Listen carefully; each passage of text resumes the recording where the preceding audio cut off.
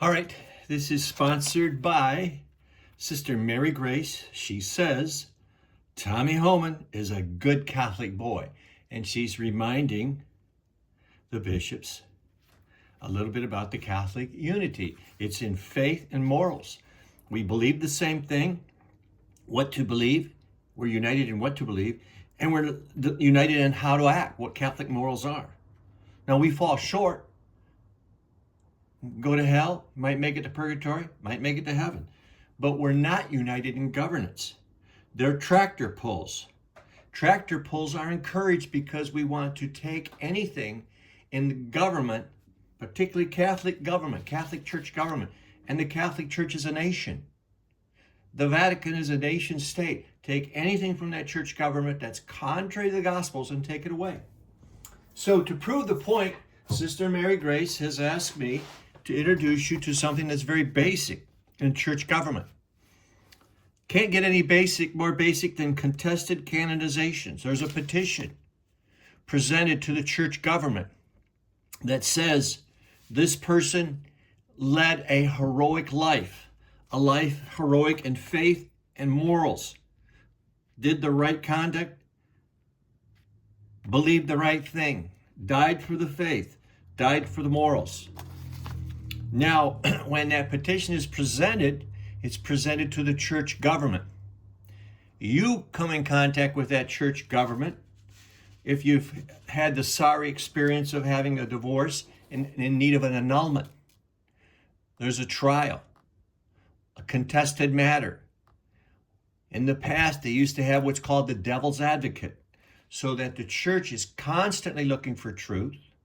The Catholic Church is not afraid of truth. The faith is not afraid of truth. And truth is never fearful of dialogue. Here's the example. In our day, we have, for a teaching purpose, the petition of the parents of the little flower. The little flower had a mother and a father. And their petition was just one. This is important. In the Carmelite order, everybody that passes through formation is supposed to know this before they get their card identifying them as a full member in the Carmelite order. They have to know this. The one petition was a joint petition so that seeking from the church government a declaration that the father of St. Therese Little Flower of Lisieux and the mother of St. Therese of Lisieux, the Little Flower, were both, the father and the mother were holy to such a point that they are declared saints. There was just one petition, it was joint. If either the mother, and it was presented to the church government, if the mother failed, meaning it was found that the father was a saint but maybe not the mother, or vice versa, the mother was a saint and not the father, then in that case, it would fail and they'd have to refile. That's how powerful the church government is. And that's why it's constantly sieving through, like a sieve, through facts to determine what the truth of the matter was. And these contested canonizations are often, they're expensive. And that's why some of the most powerful and the most colorful are done between religious orders. The religious orders like the Dominicans or the Franciscans or the Augustinians fighting each other. It's a regular tractor pull. That's why I say it's a tractor pull. Here's where I say it. Governance is not where we want to seek unity. We want to seek in the governance a good governance that produces truth, and this economy of salvation produces saints. It's a tractor pull. And you're going to see that in this right here. It's simple. Let's take a look at this here. And I'm going to give you, I'll have to go into this a little bit, but I want you to understand the distinction between the unity required of our faith in the scripture of what to believe. We are united in what to believe.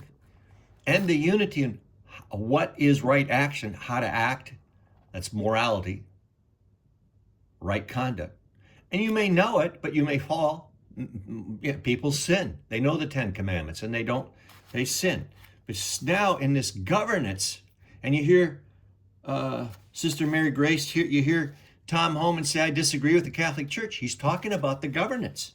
And many men have disagreed with the Catholic Church. Many saintly men have disagreed. Let's talk about this.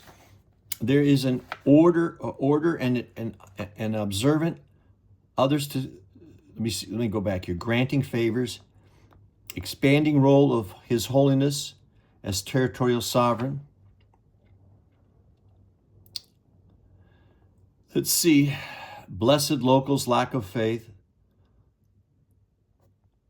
the multivalence of character, master of ceremonies. Other lesser processes were executed amongst. There's a protector of the Franciscans. We'll have to go into that with findings. The Franciscan fratricide, battles, internecine battles within the Franciscan order. That's on page 46. Should you buy the book, want to look at Emperor of the Homeless, Duke and Duchess of Hungary, 46. Isn't that powerful? 47, 51 points list, what they call articuli. I just want to let you know that it is normative in the Catholic Church to have squabbles. And saint making at the end of the Middle Ages, the embattled Friar Bonaventure, the good Duke Leopold of Austria, the hermit ambassador Francis of Paola, the reforming friar Archbishop Antonius of Florence, Luther's devil god Benno of Milicin. Wait, how to say that? In conclusion, so we've got. I'm going to pass over this. I'm going to kind of keep this to 10 minutes or so. Contested canonizations. So, one of the 5 saints considered in this book achieved sainthood without slips in procedures or varying degrees of hostility expressed by one party or another. So that you know, there's lots of hostility in these contested canonizations, and it's still the Catholic Church. We Catholics squabble. Popes canonized only 5 saints between 1482 and 1523, following well-established medieval procedures.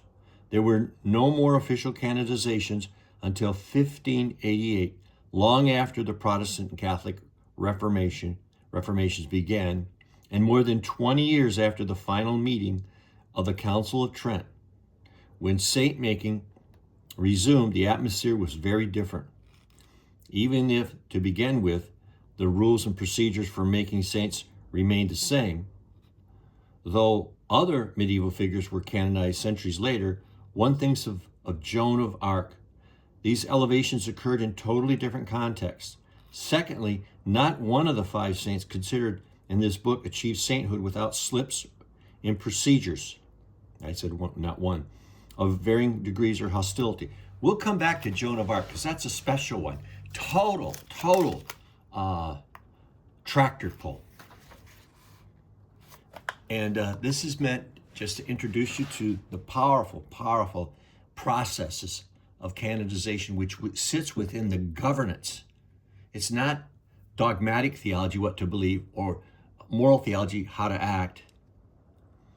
It's about the governance of the church, the gathering of testimony, attitudes and procedures.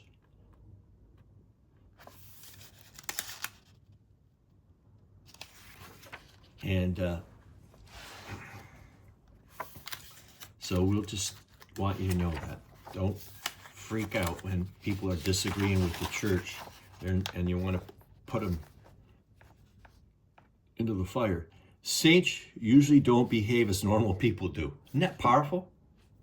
All right, so we'll talk about Joan of Arc. I'll come back, but I just want to let you know that when you see things, we discuss matters that are often unachievable in free speech in America amongst the clergy, deacon, priests, and bishops, or amongst the women religious, the sisters, the nuns, or the brothers, but we provide that. So we try to provide a voice for those who are a lack of voice, those who are invisible. We try to make visible their needs, both in and out of the church.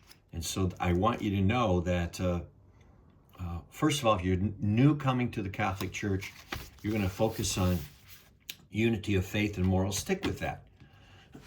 We don't want to derail any progress, but there is a very powerful part of the Catholic Church that is committed to good governance and tractor pulls. It's exciting. Amen.